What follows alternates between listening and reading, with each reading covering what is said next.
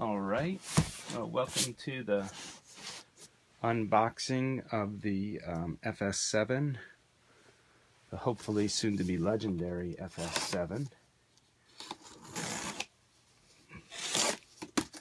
Had this for a couple of days, but I haven't had a chance to actually break it out just yet. There we go.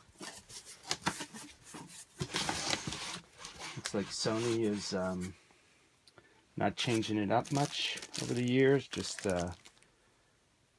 very straightforward foam packaging.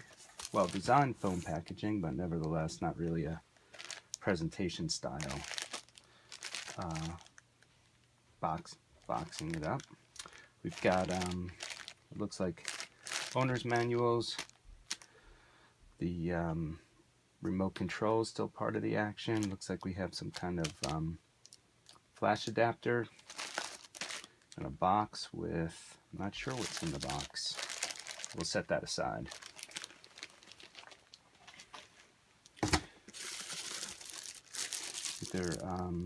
Well, power supply. Another little bag of pieces of rubber and plastic.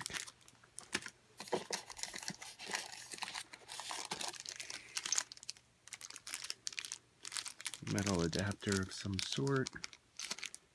Looks like a 1/4 inch thread. Maybe goes on the top of the camera, maybe for a wireless plate or something. Still not sure. Set that aside. Looks like about 3 different power cables and maybe a data cable. Medium-sized camera battery. Set that aside.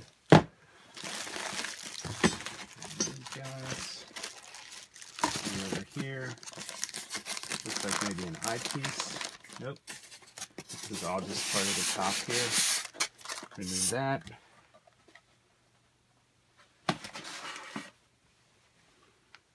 Alright. Single unit battery charger. And here we go with the camera.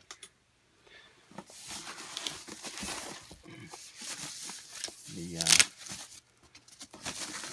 classic electronic bag. Oh, there it is. Extremely light. There's hardly anything to it really. Maybe just, I don't know, a few pounds. The front. Microphone holder built into it. This is the articulating Viewfinder mount that I've been interested in.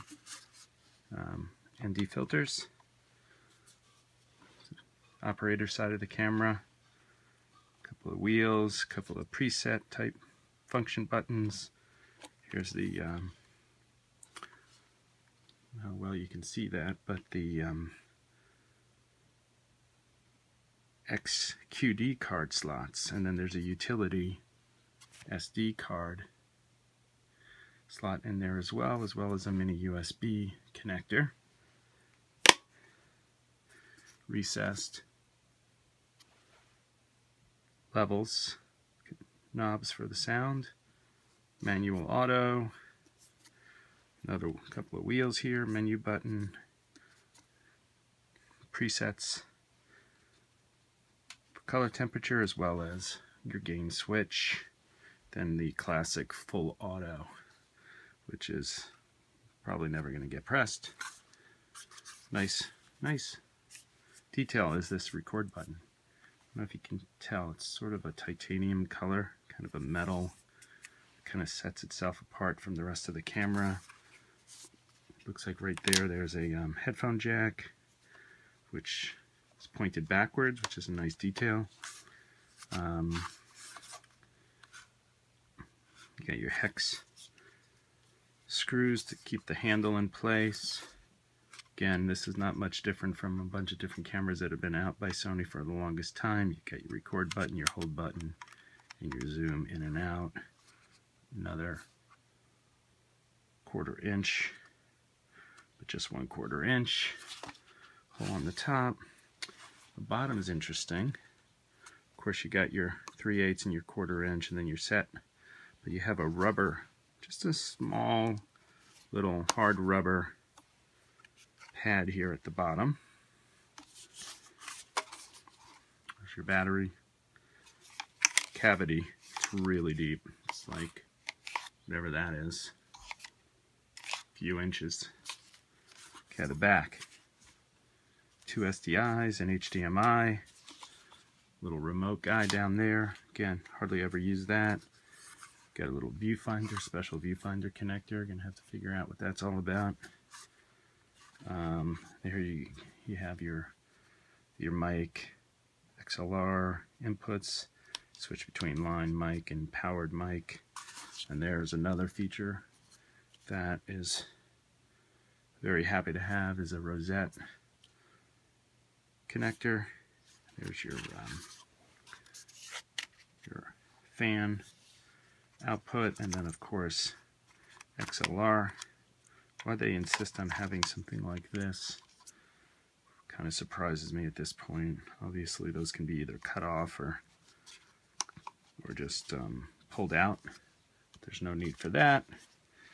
And then we're back to the front.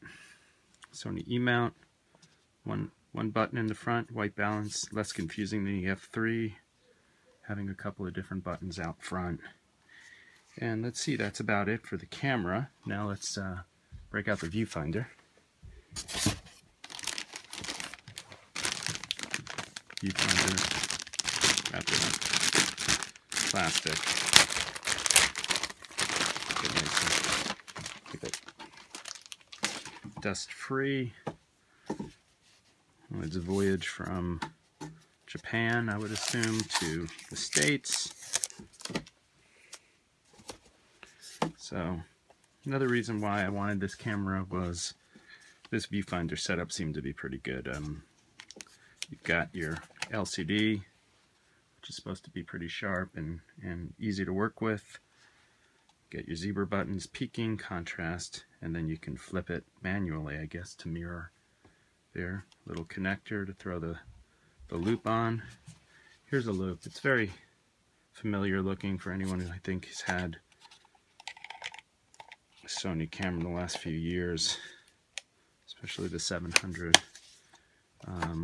You know, heavy plastic or strong plastic, nice rubber eye cup, diopter adjustment, all the things you would expect. Pretty well designed, pretty sealed up, pretty nice.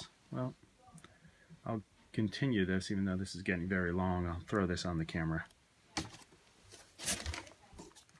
Alright, let's pick this up. Here's the viewfinder connected to the camera.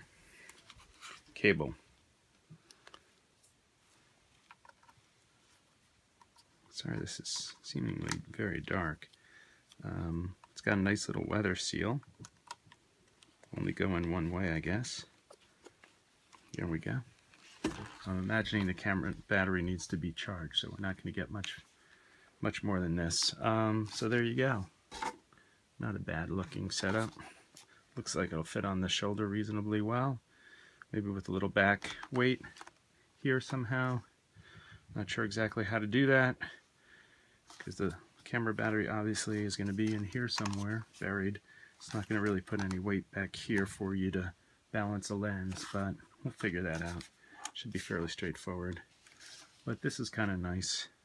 Save a little money with rigging, either buying Zacuto stuff or Tilta stuff. Anyway, there you go. Alright, so here's a little bonus, mounting the Metabones PL to E-mount adapter on the front of the FS7. Still waiting for the battery to charge. So we'll just do a few hardware things at this point. Okay. Body cap off. There's an S35 imager. Check that bad boy out. Alright. Line up the white dots. There we go. Metabones adapter on the FS7. So what was in that mystery box? that came with all the owner's manual and stuff. Well, obviously I opened it up, and what we have is a USB wireless LAN module. Alright, so I was thinking I was missing something.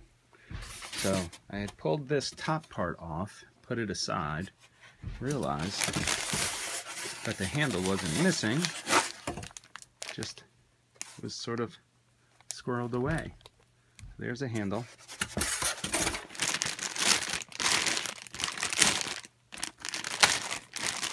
Another reason why the FS7 appealed to me. Okay, now we're talking. It's got some interesting design features. Looks almost like 3D printed. This part here. It's got some nice lines to it.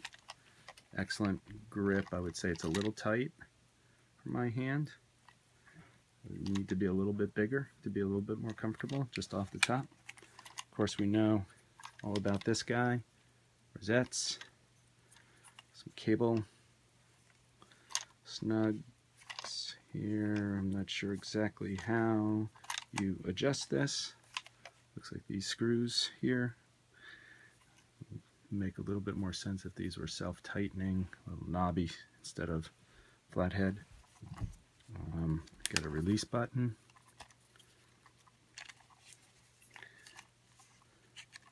Menu control button here, record button, preset, and there's that remote cable that's going to come in handy for this guy.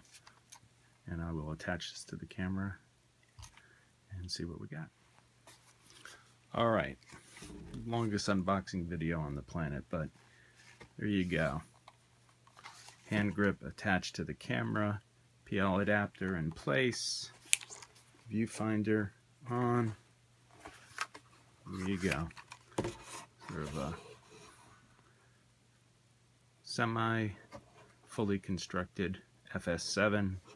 It's missing some power and a lens, and maybe a minor addition would be a little base plate so you can have some rods for a matte box. And that's that.